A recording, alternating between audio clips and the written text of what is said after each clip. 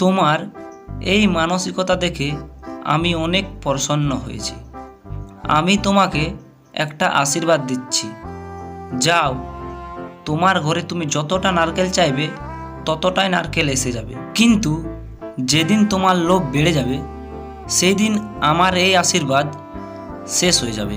এই আশীর্বাদটা দেওয়ার পর সে চলে যায়। এটা শুনে কৃষক আনন্দে মেতে ওঠে আর ঘরের দিকে রওনা দেয়।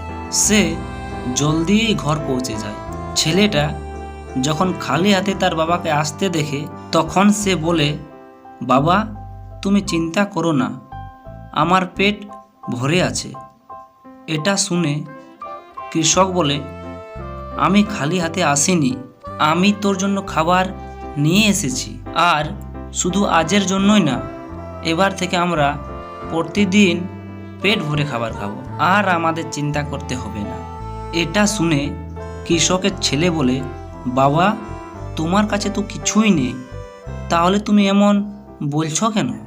কৃষক বলে, আমি জাদু শিখে এসেছি, দেখবি জাদু? তখন কৃষকের ছেলে বলে, হ্যাঁ হ্যাঁ, দেখাও বাবা, কী রকম জাদু দেখাও। কৃষক বলে, দেখ তাহলে। ছুমন্ত্র ছুমন্ত্র ছু, আমাদের জন্য 2টি নারকেল চলে আয়। তখনই তাদের কাছে 2টি নারকেল চলে আসে। এটা দেখে ছেলেটা অবাক হয়ে যায় আর বলে, বাবা, তুমি যতটা চাইবে ততটাই নারকেল চলে আসবে। তখন কৃষকের মনে পড়ে যায় সেই নারকেল গাছের কথা। তখন সে মনে লোভ না করে জলদি করে হিসাব করে কতটা নারকেল হলে তাদের 1 বছর পেট ভরে খাবার খাওয়া চলবে। এটা হিসাব করার পর তার ছেলেকে বলে, আমি প্রতি বছর 2000টার মতন নারকেল জাদু করে আনতে পারবো, আর প্রতিদিন মনে হয় 5 থেকে 10টার মতন হবে। এটা শুনে কৃষকের ছেলে বলে, বাবা, তাহলে তো আমাদের আর ভুখে থাকতে হবে না, এবার থেকে আমরা প্রতিদিন পেট ভরে নারকেল খাবো। কিন্তু বাবা, প্রতিদিন কি নারকেল খেতে ইচ্ছে করবে? তখন কৃষক বলে, আরে তুই চিন্তা করছিস কেন? নারকেলগুলো বাজারে বিক্রি করে দেব, আর তার পরিবর্তে চাল ডাল সবজি কিনে আনবো।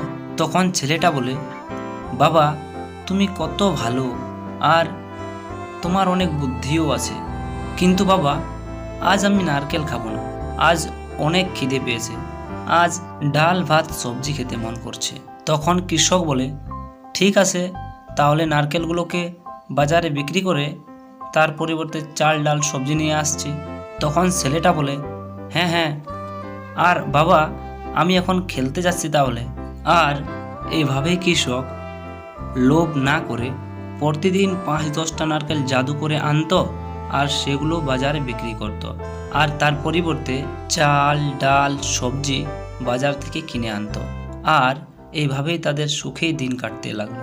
তো বন্ধুরা, আমাদের গল্প এখানেই শেষ হলো, কিন্তু তোমাদের কাছে একটা প্রশ্ন আছে। এই গল্প দেখে তোমরা কি শিখলে? কমেন্টে বলো।